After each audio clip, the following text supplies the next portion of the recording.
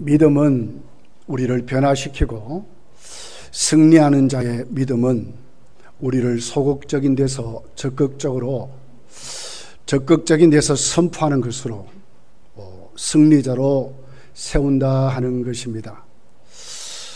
오늘 본문은 우리 너무나 잘 아는 이스라엘 백성이 엘라 골짜기에 사울 왕을 필두로 군대가 소집이 돼서 골짜기를 중심으로 블레셋과 전쟁을 치르게 됩니다.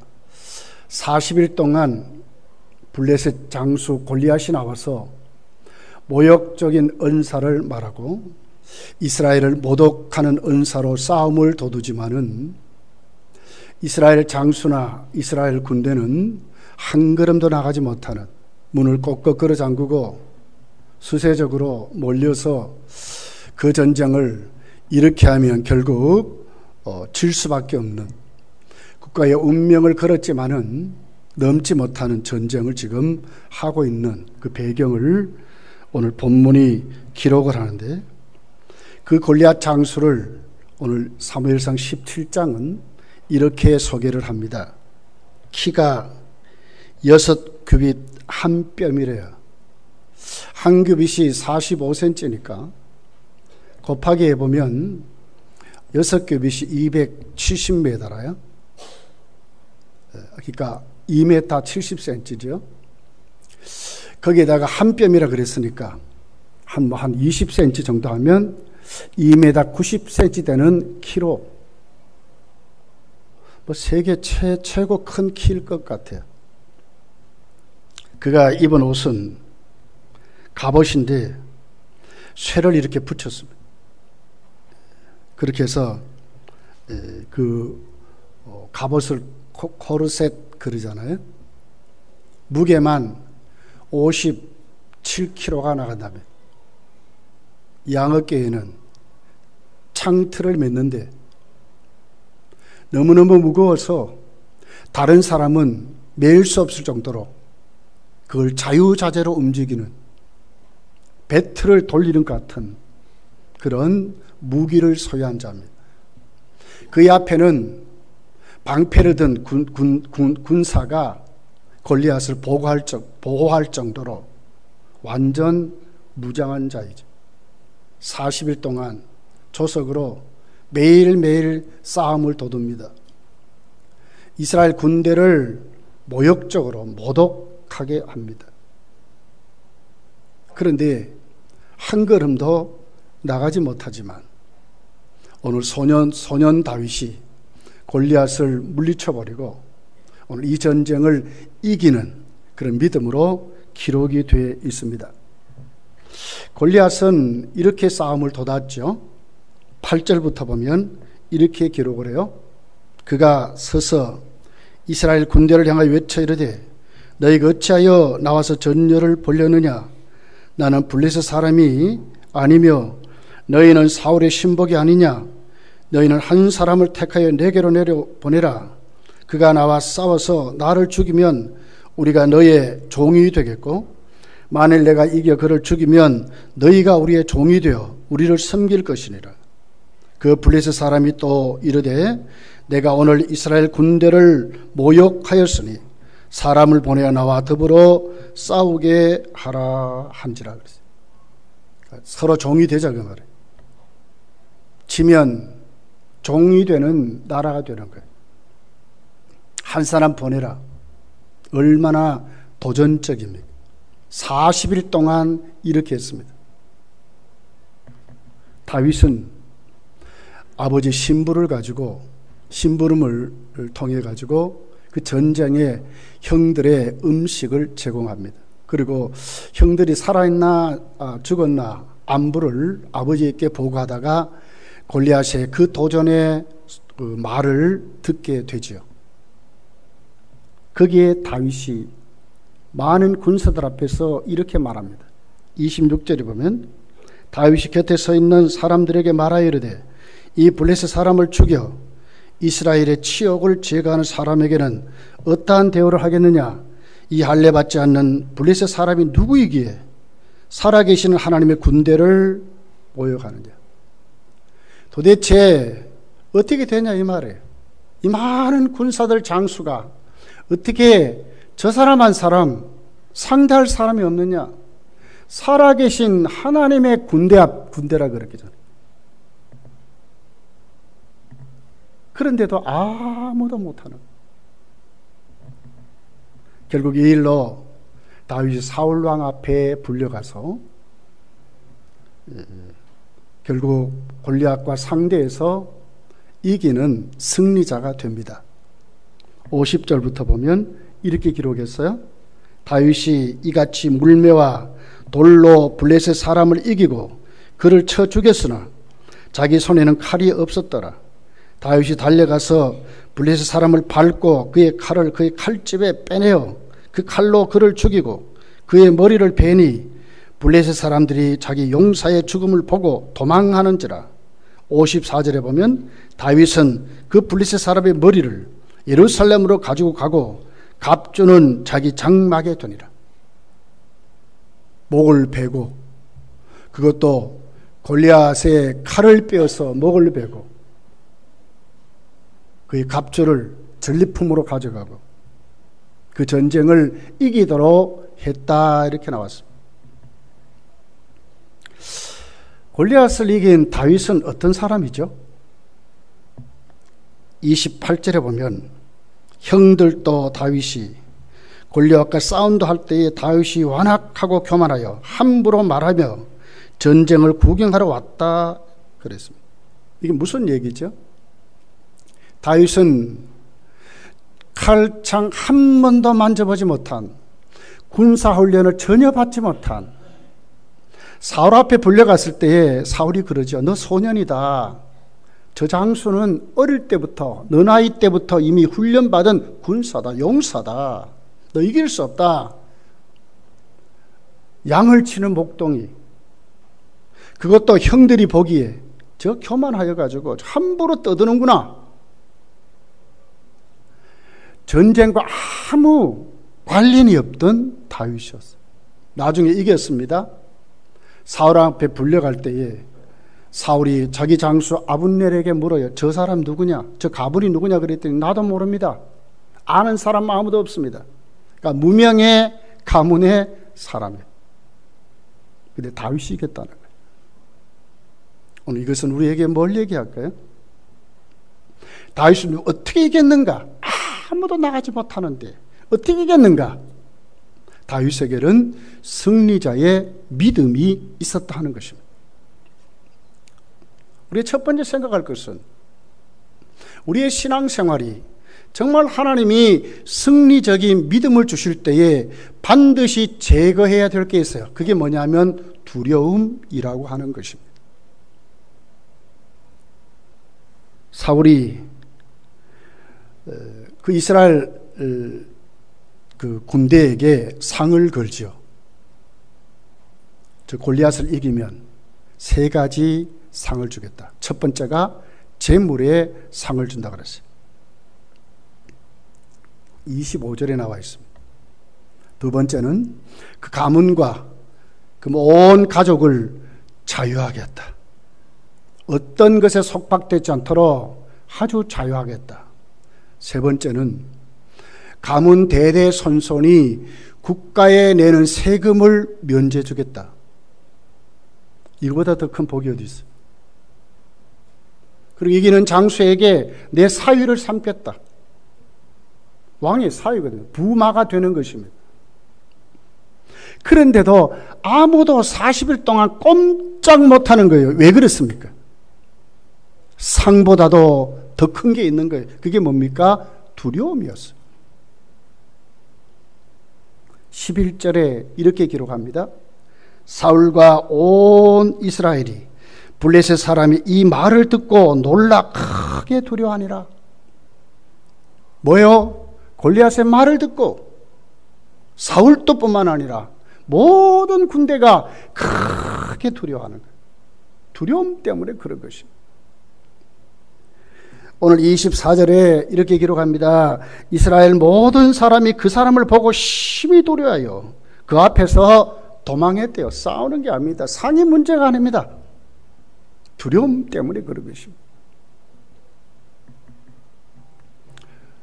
어떻게 보면 우리 모두에게는 일반적으로 다 두려움이 있습니다. 에덴 동산에서 죄를 짓고 난 다음에 아담과 하와가 하나님이 두려워서 동산 뒤에 나무 뒤에 숨게 됩니다.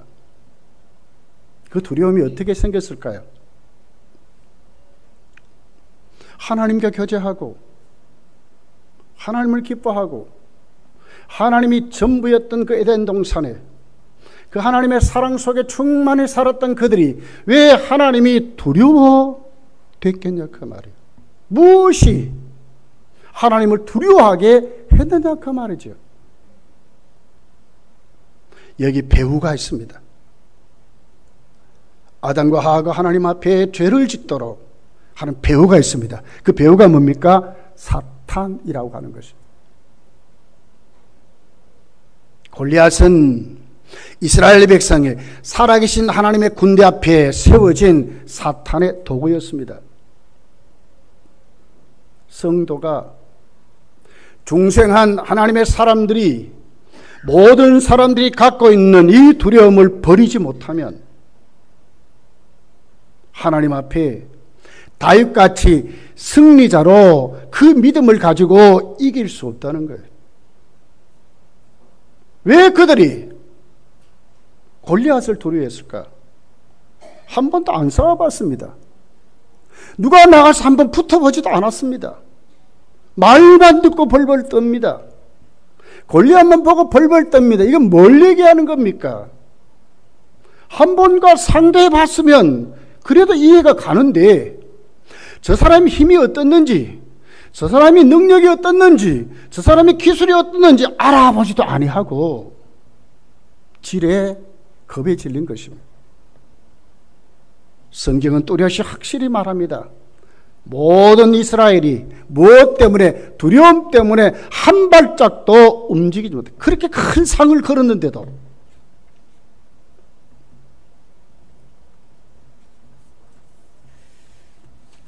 (40일) 동안이에요. 40일 동안 사탄은 그의 공격 무기가 두려움만 주면 사람들이 벌벌 떨고 지레 겁을 먹고 움츠리고 하지 아니하고 소극적으로 되는 줄 너무너무 잘 알아요. 그렇기 때문에 하기도 전에 벌써 겁을 집어넣어주고 두려움으로 꽉 차도록 만들어 해보지도 아니하고 벌벌 떨도록 만드는 거예요. 싸워보지도 않고 가보지도 아니하고 일해보지도 않고 일하지도 않는 사람으로 만들어버리는 거예요. 아무리 실력이 있어도요, 두려움에 잡히면 아무것도 아닙니다.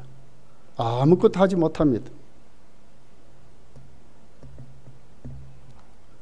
여호수아서 1장 9절을 보면 하나님이 여호수아에게 모세가 죽었다, 이제 가나안 땅으로 가라고 하시면서 하나님이 그에게 말씀하신 게 있습니다. 그런데 강하고 담대하라. 강하고 담대하라. 이게 뭔 얘기입니까? 이스라엘 백성들이 가나안 땅에 가보지도 아니하고 만약에 그들의 마음이 하나님의 사람들로 믿음으로 충만해지지 않고는 못 이긴다는 거예요. 못 간다는 거예요. 가나안 땅의 정보 아는 것도 중요하지요. 정탐도 중요하죠. 그러나 더 중요한 것은 그들 속에 존재하고 있는 가나안이라고 하는 두려움을 빼내라는 거예요. 빼내라고 하시는 거예요. 10월달 열매 맺는 달입니다. 산천 초목이 자기를 과시하죠. 모든 과실나무가 주렁주렁 아주 보기에 이쁘도록, 가을도 섬실을, 모든 나무들이 섬실을 봐요. 단풍이 아주 이제 앞으로 점점 이뻐지게 무르익어 갈 겁니다. 이런 계절에 우리 성도들이 정말 하나님 앞에 신앙생활을 하면서 우리가 정말 열매를 맺고 성도다운 삶, 성도다운 믿음으로 우리가 일어나려면 먼저 가장 중요한 핵심이 뭡니까? 우리 속에 있는 이 패배의식들, 우리 속에 있는 이 두려움들, 꼼짝하지도 못하는 우리들, 이제는 그걸 다 떨쳐버리고 일어날 수 있는 것이 먼저라고 하는 것입니다.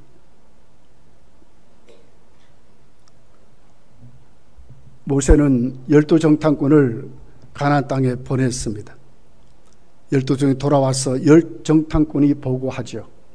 그 보고하는 말만 듣고 이스라엘 백성은 밤새 통곡했다고 그랬어요. 뭐 때문입니까? 가봤습니까? 한번 붙어봤습니까? 실질적으로 그들이 올라가봤습니까? 올라가보지도 않고 뭐 때문에 그렇습니까? 그 말을 듣고 상상하는 겁니다. 야, 우리 올라가면 큰일 난다. 그들의 밥이 된다. 우리는 그들 앞에 메뚜기 같아. 올라가보지도 않고 싸워보지도 않고 그런 겁니다. 이게 뭡니까? 두려움 때문에 그런 것입니다. 패배의식 때문에 그런 것입니다.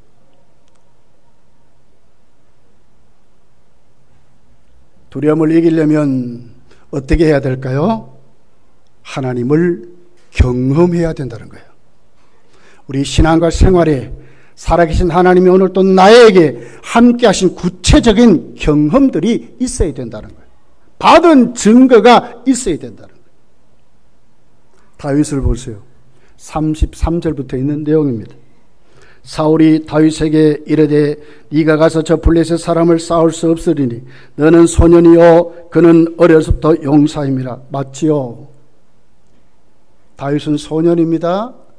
철부지아입니다. 맞지 않습니까? 근데 다윗의 고백을 들어보세요. 34절 다윗이 사울에게 말하되 주의 종이 아버지의 양을 지킬 때에 사자나 곰이 와서 양떼에게 새끼를 물어가면 내가 따라가서 그것을 치고 그 일에서 새끼를 건져내었고 그것이 일어나 나를 해하고자 하면 내가 그 수염을 잡고 그것을 쳐 죽였나이다. 주의 종이 사자와 곰도 쳤은즉 살아계시는 하나님의 군대를 모여가니 할례받지 않는 블레셋 사람이니까 그가 그 짐승이 하나와 같이 되리이다. 37절입니다. 한번 읽어볼까요? 같이 읽어봅니다. 시작. 또 다윗이 이르되 여호와께서 나를 사자의 발톱과 곰의 발톱에서 건져냈은즉 나를 이 블레셋 사람의 손에서 건져내리이다. 사울이 다윗에게 이르되 가라 여호와께서 너와 함께 계시기를 원한다. 생생한 체험이라요. 양을 곰이 사자가 발톱으로 그 무서운 이빨로 그 자기 양을 먹여서 죽이려고 할 때 어떻게 했으면 다시 쫓아가서 입을 벌리고 수염을 찢어 뜯고 이래서 이겼습니다. 이것을 37절에 뭐라고 살아계신 하나님이 나와 함께 하셨다는 이게 체험입니다. 맹목적인 담대함이 아니라요. 맹목적인 열심이 아니라요. 뭡니까? 생생한 체험이에요. 받은 증거입니다. 받은 증거. 하나님이 나와 함께 하신다는 거예요. 실생활에서 체험하는 겁니다. 신앙에서 체험하는 것입니다. 그냥 가는 게 아닙니다. 왜 벌벌 떠는 두려움 속에 꼼짝하지 못합니까? 이유가 뭡니까? 체험이 없어 그렇습니다. 하나님과의 만남이 없어 그렇습니다. 진짜 하나님을 만나면 진짜 하나님이 나를 도우시다고 믿으면 무엇이 안 되겠습니까?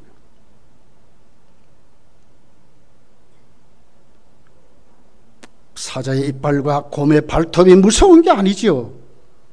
그보다 더 크신 하나님이 오늘 나를 지키고 나를 건져주신 체험이 더 큰 것입니다. 누가 느꼈어요? 다윗이 체험한 것입니다. 진짜 하나님을 만나면 믿음과 생활에서 살아계신 하나님이 오늘 또 나와 함께 하시는 이 체험이 오늘 내게 생생하게 오늘 또 우리 가을에 우리의 삶에 적용이 되면 우리 속에는 어떤 두려움도 우리가 이길 수 있음을 우리에게 말씀하는 것입니다. 빌립보서 4장 13절에 사도 바울은 자신을 고백합니다. 능력 주시는 자 안에서 내가 모든 것을 할 수 있었답니다. 이 체험을 말하는 게 능력 주시는 자 안, 이 체험이잖아요. 그 품에 안겨 있는 것을 말하잖아요. 모든 것을 할 수 있는 것이 그냥 되는 게 아니에요. 어디에서 나왔어요? 능력 주신 자 안에서. 삶에, 신앙에. 사랑하는 성도들이여, 이 가을에 우리도 승리자의 믿음을 갖기를 원합니다. 어떻게 해야 된다고요? 진짜 살아계신 하나님, 내가 생생하게 만나는 그런 믿음과 삶에 넘치는 우리에게 일어나는 임마누엘의 체험이 넘쳐야 이 사람이 다윗같이 승자의 믿음으로 세워진다고 하는 것입니다. 누가복음 8장 50절에 보면 이렇게 기록합니다. 예수께서 들으시고 이르시되 두려워하지 말고 믿기만 하라 그랬어요. 두려움이 아니지요. 어디로 우리의 발걸음 옮겨야 돼요? 우리의 귀를 옮겨야 돼요? 우리의 눈을 옮겨야 돼요? 우리의 삶을 옮겨야 돼요? 믿기만 하라. 믿음의 자리로 우리가 옮기는 것입니다.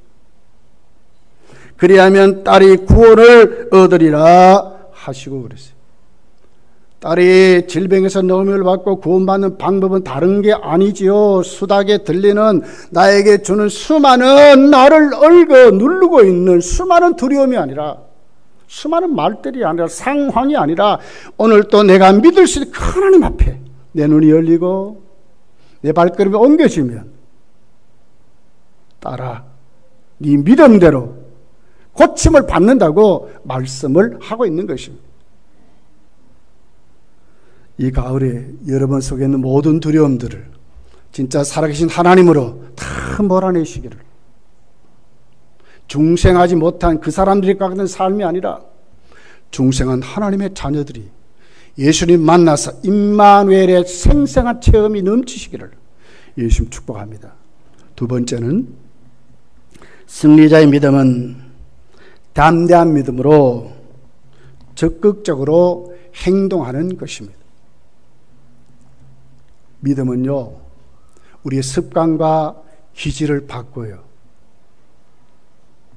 소극적인 사람이 담대한 사람으로 바뀝니다. 적극적이고 능동적이고 창조적인 믿음으로 바뀌게 됩니다. 늘 도피적이고 소모적인 싸움을 하던 그들이 적극적으로 행동해서 열매 맺는 하나님의 사람으로 세워져요. 여러분, 탁구를 경기를 보니까 수비하는 형이 있어요. 수비하는 형. 그리고 공격하는 형이 있습니다. 세계 1등은요 다 공격하는 형이에요. 수비하는 형이 이길 수도 있어요. 그렇지만 진짜로 1등은, 진짜 잘하는 선수는 전부 공격입니다. 세계 유명한 선수들, 수비하는 선수도 있습니다. 그러나 진짜로 연봉이 높고 가장 이름이 많이 팔리고 정말 야 세계 1등이라는 메시나 이런 사람 전부 공격형 선수들. 성도는 정말 하나님 앞에 우리의 믿음을 어떻게 바뀌어야 하느냐 그 말이에요. 승리자의 믿음은 소극적이지 않습니다. 진짜 적극적입니다. 움츠리지 않습니다. 담대합니다. 자신이 있습니다. 이것이 오늘 다윗이 우리에게 보여주는 승리자의 믿음으로 기록을 하고 있습니다. 갈렙을 보세요. 이렇게 기도하죠. 이 산지를 내게 주십시오. 내가 40세 나이 때나 오늘 이렇게 80 넘는 나이도 똑같습니다. 하나님 나에게 주시오. 그리고 여호수아에게 들이대는 거예요. 기도하는 사람들을 보면 소극적으로 기도하는 분들이 있어요. 물론 그들은 기도도 해야 됩니다. 그러나 계속 그런 기도하면 안 돼요. 하나님 나를 만져주세요. 하나님 나를 위로해 주세요. 전부 움츠리는 기도하지요. 하나님 내가 못 견디겠습니다. 자꾸 그렇게 해요. 그렇지만 적극적으로 기도하는 사람들의 기도는 뭡니까? 하나님 나에게 능력 주소서. 하나님 이 일을 감당하게 해 주십시오. 하나님 나의 비전은 이렇습니다. 하나님 이거 나에게 주십시오. 이렇게 하는 사람들이 공격적인 기도하는 사람들. 하나님은 어떤 사람들에게 위대하게 쓰실까요? 엘리사를 보세요. 엘리야가 승천하면서 그럽니다. 내가 네게 뭘 줄고 갑질의 능력을 주십시오. 그렇게 해서 당신같이 나도 쓰임받기를 원한다고 그렇게 공격적인 기도하는 분들의 기도를 우리가 보는 거예요. 여러분, 다윗을 보세요. 아무도 싸우려고 하지 않는데 다윗은 당당하게 나갑니다. 45절부터 47절에 있는 내용입니다. 다윗이 블레셋 사람에게 이르되 너는 칼과 창과 단창으로 내게 나아오거니와. 다윗은 무기가 하나도 없습니다. 나는 만군의 여호와의 이름으로 내가 모욕하는 이스라엘 군대의 하나님의 이름으로 네게 나아가노라. 여기에 움츠림이 뭐 있습니까? 무슨 망설임이 뭐 있습니까? 아이고 나는 이런데, 자기 수준을 보고 골리앗을 바라보면서 아이고 나는 상대하지 못해. 여기에 뭐가 그런 게 있습니까? 너는 칼과 창을 의지해서 오지만 나는 그 정도가 아니다는 거예요. 살아계신 만군의 여호와의 이름으로 네게 간다는 거예요. 누가 더 강합니까, 여러분? 이게 승리자의 믿음이라요. 환경을 보고 내 자신을 보고 내가 가지고 있는 수준을 보고 움츠리고 아이고 내가 이 정도인데, 아이고 나이가 많은데, 나는 무엇이었던데, 나는 바빠서 날마다 나를 보고 자꾸 안으로 조입니다. 하나님 이런 분들을 쓰실까요? 다윗은 뭐라 그랬어요? 뭘 보고 있습니까, 다윗이? 왜 다윗이 이렇게 담대합니까? 하나님은 살아 계시다는 거예요. 그 하나님은 또 나를 등 뒤에서 밀어주신다는 거예요. 나와 함께 하신다는 거예요. 오늘 여호와께서 너를 내 손에 넘기시리니. 얼마나 당당합니까? 확실히 믿지 않습니까? 내가 너를 쳐서 내 목을 베고 블레셋 군대의 시체를 오늘 공중의 새와 땅에 들짐승에게 주어 온 땅으로 이스라엘의 하나님이 계신 줄 알게 하겠고. 얼마나 멋있어요, 신앙이요. 또 여호와의 구원하심이 칼과 창에 있지 아니함을 이 무리에게 알게 하리라. 전쟁은 여호와께 속한 것인즉 그가 너희를 우리 손에 넘기시리라. 어디에 의탁해요? 다윗의 무기는 뭐였어요? 하나님이셨어요. 이 전쟁은 누구에게 속했다고요? 하나님께 속했대. 하나님의 이름으로 가는데, 하나님의 도구로 가는데 어떻게 못 이기겠어요? 성도의 믿음이 담대하여 오늘도 그 믿음이 적극적으로 행동으로 옮길 때 하나님이 쓰시지요. 자꾸 나를 조이면서 자꾸 폐쇄적으로 아이고 우리는 이 정도인데, 아이고 나는 이렇다고 하면 여러분 거기에서 우리는 그대로 살 것입니다. 그러나 승리자의 믿음으로 이 가을에 진짜 열매를 맺으려면, 하나님이 쓰시는 위대한 하나님의 사람으로 세워지려면 우리도 다윗같이 세상을 향하여 담대하게 여호와의 이름으로 적극적으로 행동으로 옮기는 믿음으로 세워져 가야 된다는 거예요. 다윗이 사울을 피해서 도망 다닐 때도 얼마나 적극적인지 몰라요. 오늘 내일 어떻게 죽을지도 모를 정도로 도망가는 신세였습니다. 그런데 다윗은 이렇게 고백해요. 시편 57편 7절 8절에 보면 이렇게 고백해요. 하나님이여 내 마음이 확정되었고 내 마음이 확정되었사오니 내가 노래하고 내가 찬송하리이다. 내 영광아 깰지어다. 비파야 수금아 깰지어다. 내가 새벽을 깨우리라. 얼마나 적극적이에요. 도망다니며 생명을 붙잡고 쩔쩔매는 그런 소극적인 사람이 아니에요. 내 영광아 깰지어다. 하나님께 내가 결단한다. 하나님을 찬송한다. 그리고 내가 새벽에 일어나서 새벽을 깨우리라. 새벽에 일어나는 사람 아니에요. 일어나서 새벽을 깨운대. 얼마나 적극적이에요. 새벽기도 한다 그 말 아닙니까?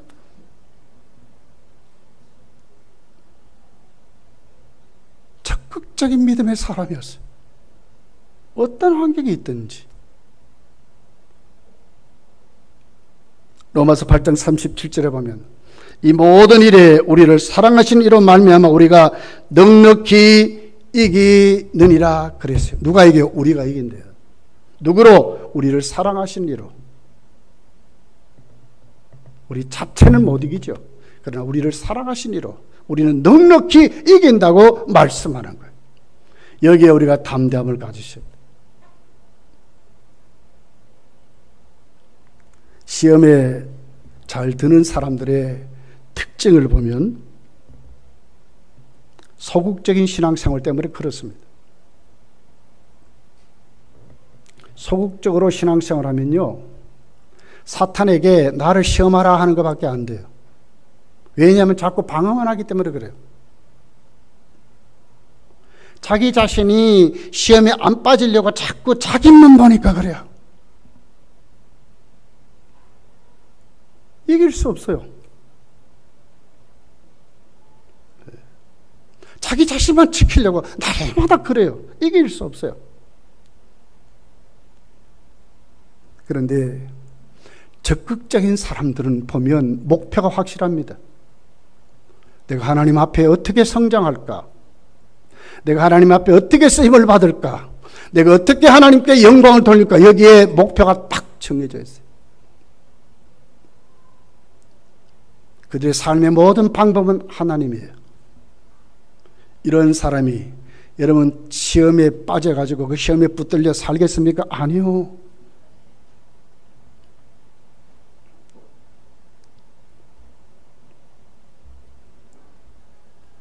소극적인 사람은 날마다 자기를 봐요. 자꾸 자기를 평가해요. 내가 이렇게 살면 될까? 내가 저 사람에게 상처를 주지 아니할까? 날마다 그래요. 근데 적극적에서는 하나님을 봐요. 하나님을 믿어요. 하나님 위해서 살아요. 하나님 영광을 위해서 내 삶을 펼쳐가요. 다르지 않습니까?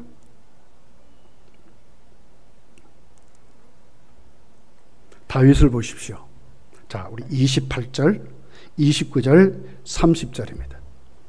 우리 자막을 해보고 같이 한번 읽어볼게요. 시작. 큰형 엘리압이 다윗이 사람들에게 하는 말을 들은지라 그가 다윗에게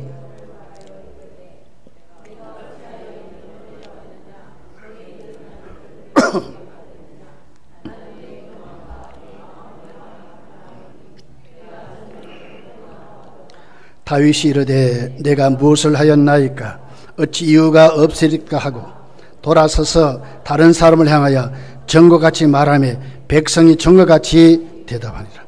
형들이 뭐라 그래요? 너 말이야 함부로 말하지 마라. 우리가 말이야 저 골리앗과 싸우지 못해서 나가지 못한 줄 아느냐? 한번 봐라. 아무도 못 나가는데 니 뭐 그렇게 큰 소리 치고 말이야 너 그럴 수 있느냐? 교만해서 그러는 너 전쟁을 구경하러 왔지 이러는 거예요. 그러면 대개 소극적인 사람은 어떻게 될까요? 아 맞다 말이야. 나는 소년이고 칼 한 번 들어보지 못한 낸데 네가 무슨 저 장군들도 못 나가는데 내가 어떻게 나가느냐 이러고 주저앉을 거요. 근데 다윗이 뭐라 그래요? 아니요. 형님 싸움을 구경할 수 아니요 내가. 나는 이유가 있어. 당당하게 말하는 거예요.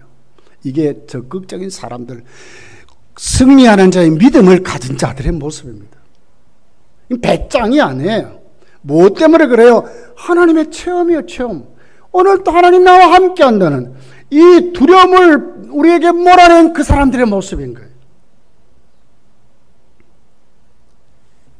욥기서를 읽어보면 하나님이 사단에게 이제 묻는 장면이 나와요. 너 어디서 왔느냐? 그랬더니 욥기 1장 7절에 보면 땅을 두루 돌아 여기저기 다녀왔나이다. 온 땅을 놓치지 않고 다 돌아다닌다는 이게 뭐예요? 사탄의 공격 대상을 찾는 거죠. 욥이 그냥 당한 게 아닙니다. 사탄에게 공격을 받은 것입니다. 사탄은요, 오늘도 이 골리앗은요, 우리를 넘어뜨리는데 얼마나 적극적이고 공격적인지 몰라요. 빈틈이 없습니다. 이런 사탄을 이기려면 시시해서 되겠습니까? 소극적으로 자꾸 방어만 해서 되겠습니까? 아니요. 야고보서 4장 7절에 이렇게 말씀해요. 그런즉 너희는 하나님께 복종할지어다. 마귀를 대적하라. 그리하면 너희를 피하리라. 여기 뭐래요? 마귀를 대적하라. 이 말은 뭘 공격하라 그 말이거든요. 가만히 있지 말고 싸우라 그 말 아닙니까? 물리치라 그 말 아닙니까? 하나님께는 섬기고 복종하지만 마귀는 아니라는 거예요. 공격하라는 거예요. 빈틈을 주지 말라는 거예요. 마귀를 이길 수 있는 공격 무기가 뭡니까 여러분? 에베소 6장에 확실히 기록했어요. 말씀과 기도 생활입니다. 예수님 마태복음 26장에 보면 겟세마네 동산에서 이렇게 확실히 가르쳐 줬어요. 시험에 들지 않도록 뭐 하라고요? 기도하래. 기도하면 시험 안 는다 이 말 아닙니까? 시험에 들어가지고 기도해도 괜찮지만은 사실 그렇게 살면 안 돼요. 이미 시험 들기 전에 기도하는 거예요. 그런 자가 시험에 안 든다 그 말 아닙니까? 이 공격 무기거든요. 공격하는 것이거든요. 하나님의 영광에 우리의 삶에 초점을 맞추고 내가 어떻게 내 믿음이 성숙할까? 어떻게 내가 예수님을 닮아갈까? 어떻게 이게 하나님 앞에 내가 열매 맺는 사로 세워질까? 목표를 딱 정하고 하나님께 기도하는 거지요. 기도 생활 놓치지 않는 것이요. 다윗까지 새벽을 깨우는 사람들로 세워지는 것이죠. 이 사람들이 공격하는 사람들입니다. 이미 얻어맞고 다 터져가지고 계속 그렇게 살면 안 되잖아요.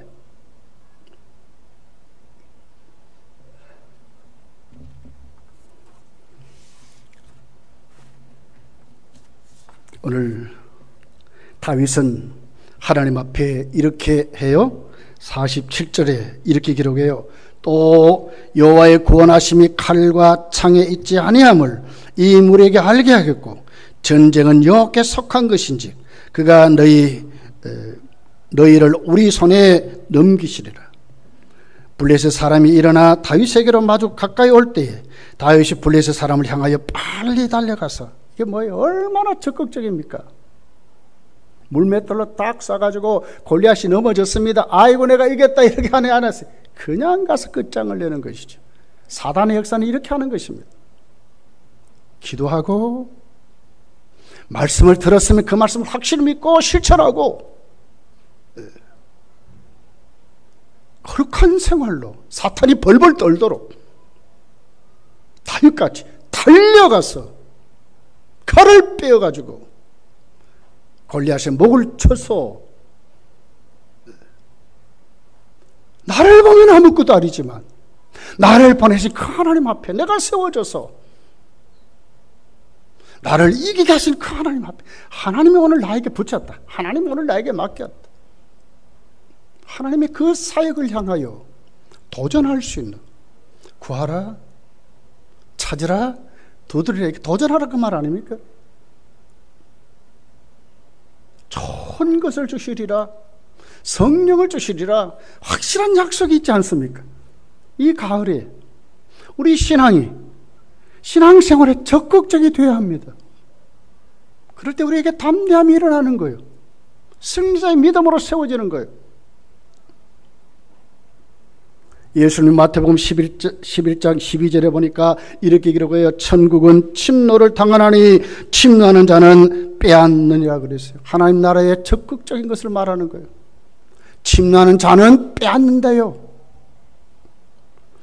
마태복음 13장 44절에 보면 천국의 비유 중에 이런 비유가 있어요.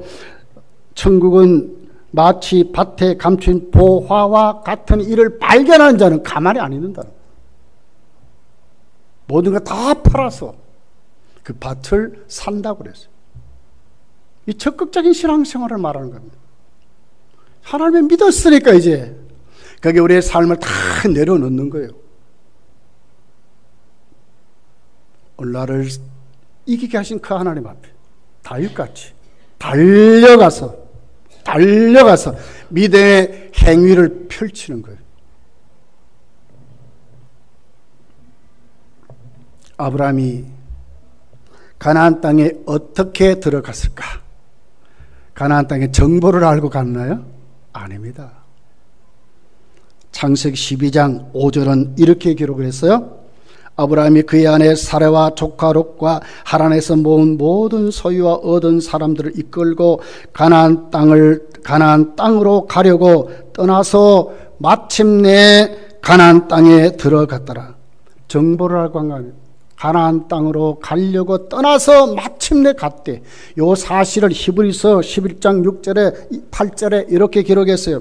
믿음으로 아브라함은 부르심을 받았을 때 순종하여 장래의 유업으로 받을 땅에 나아갈새 갈 바를 알지 못하고 나아갔대요. 뭐만 보고요? 하나님 약속을 붙잡고. 믿는다면 가야지요. 일어나야지요. 예. 창세기 13장 15절에 하나님은 아브라함에게 가나안 땅에 도착한 그에게 이렇게 말했어요. 보이는 땅을 내가 너와 내 자손에게 주리라. 주리니 영원히 이르리라. 17절에 보면 너는 일어나 그 땅을 종과 행으로 두루 다녀보라. 내가 그것을 네게 주리라 그랬어요. 발바닥으로 가라는 거예요. 가만히 있으면 안 되는 거예요. 일어나 밟으라는 거예요. 그러면 주겠다는 거예요. 하나님 말씀은 위대합니다. 365가지 복이 말씀에 기록이 되어 있어요. 하루하루 맨 한 가지 복만 찾아도 복 받는 거예요. 그런데 그 복을 가슴에 안고 있어서 안 된다 그 말이죠. 믿음으로 실천해야 되는 것입니다. 적극적으로 믿음 생활해야 되는 것입니다.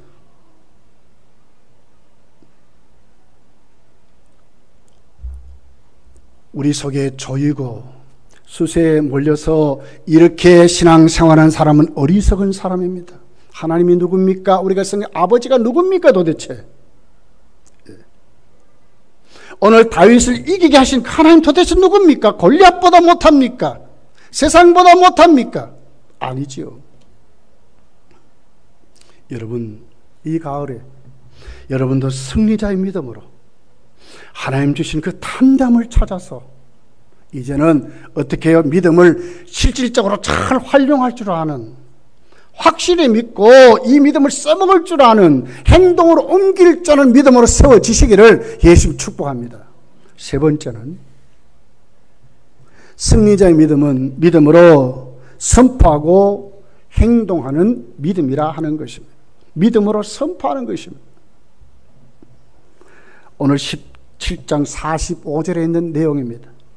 다윗이 블레셋 사람에게 이르되 너는 칼과 창과 단창으로 내게 나오거니와 나는 만군의 여호와의 이름으로 네가 모여가는 이스라엘 군대의 하나님의 이름으로 내게 가노라. 이게 선포 아닙니까? 아직 안 싸웠어요. 골리앗이 벌벌 떨도록 선포하는 거예요. 만군의 여호와의 이름으로 내가 간다는 거예요. 이 선포입니다. 스가랴서 4장 7절에 보면 이렇게 기록했어요. 큰 산아 네가 무엇이냐? 네가 스룹바벨 앞에서 평지가 되리라. 그가 머릿돌을 내놓을 때 무리가 외치기를 은총이 그에게 있을지다 하리라 하셨고, 큰 산이라 그랬어요. 이건 뭐예요? 스룹바벨 앞에 막고 있는 장애물을 말하는 겁니다. 산이 여러분 움직입니까? 안 움직여요. 골리앗은 안 움직입니다. 그런데 누가 해야 돼요? 우리가 해야 되는 거예요. 그 산을 향하여 명령하는 것입니다. 작은 겨자씨만한 믿음만 있어도 저 산을 들어서 저 바다에 던질 수 있다고 말씀하지 않았습니까? 산이 움직입니까? 아니요. 우리가 선포할 때, 골리앗을 향하여 명령할 때, 사탄을 향하여 명령할 때, 질병을 향하여 명령할 때, 우리의 가난을 향하여 명령할 때에, 우리에게 닥쳐진 수많은 어려움들을 향하여 예수 이름으로 명령할 때에 하나님은 승리자의 믿음으로 이기게 하신다는 거예요. 거기에 반드시 역사가 일어난다는 것을 우리에게 가르치는 거예요. 여리고 성은요, 이스라엘 백성들이 가나안 땅에 들어가는데 진짜 넘지 못할 난공불락의 성이었어요. 어떻게 여리고 성이 무너졌죠? 매일매일 한 바퀴씩 돌았습니다. 그 많은 사람들이 한 바퀴씩 돈다는 것이 쉽지 않습니다. 그 말씀에 순종했는데 마지막 7일째 어떻게 하면 7바퀴를 돌고 이스라엘 백성들이 여리고 성을 향하여 큰 소리로 외쳤다고 그랬어요. 선포입니다. 말씀을 선포하는 것입니다. 말씀을 전하는 것입니다. 말씀을 오늘 또 그 내 대상을 향해 명령하는 것입니다.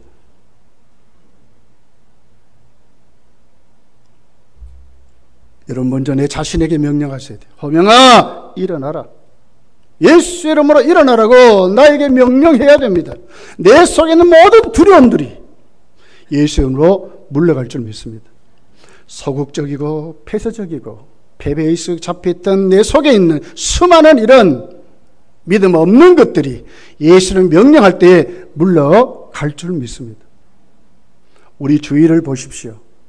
세상은 온갖 절망으로 꽉 차 있어요.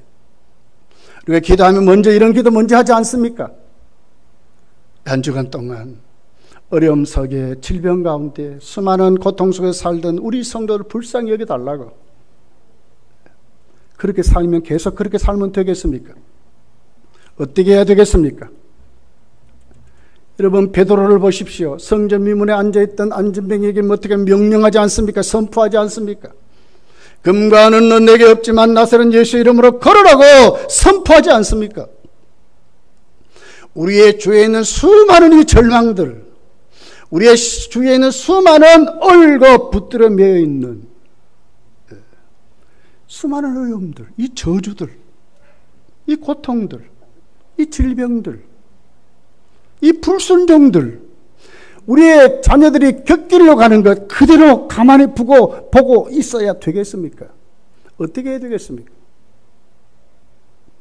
예수님이 십자가 폼으로 가서 죽으신 게 아니에요. 예수님이 땅에 오셔서 십자가에 죽으신 것은 뭡니까? 사탄의 머리를 깨트려버린 것입니다. 사탄의 권세를 무너뜨린 것입니다. 내가 세상을 이겨서 너희가 담대하라 그랬어요. 하나님의 아들이 오신 것은 마귀를 멸하려 오셨다고 그랬어요. 하나님의 자녀가 선포하는 것은 왕권을 행사하는 거예요. 하나님의 자녀의 권리를 찾는 거예요. 가만히 어리석게 벙어리 되고 사는 사람은 어리석은 사람이요. 이미 우리에게 주신 이 왕권들, 하나님의 자녀의 권세를 가만히 폼으로 묵혀두면 되겠습니까? 우리의 주위에 있는 수많은 일의 어려움들을 향하여 우리가 외칠 때 우리 자녀들이 일어날 것이고 우리 이웃들이 일어날 것이고 우리 성도가 일어날 것이고 한국교회가 살아날 줄 믿습니다. 말씀을 맺을게요. 여러분, 다윗은 어떤 믿음을 가졌다고요? 승리자의 믿음을 가졌습니다. 다윗 속에 있는 모든 두려움들을 다 쫓아내 버렸습니다. 어떻게 해요? 하나님을 경험함으로, 하나님을 만남으로. 다윗은 담대한 믿음의 소유자였습니다. 소극적이지 않았습니다. 적극적이었습니다. 그리고 다윗은 예수 이름을 선포하면서 하나님이 주신 그 믿음으로 승리자가 되었다고 말씀합니다.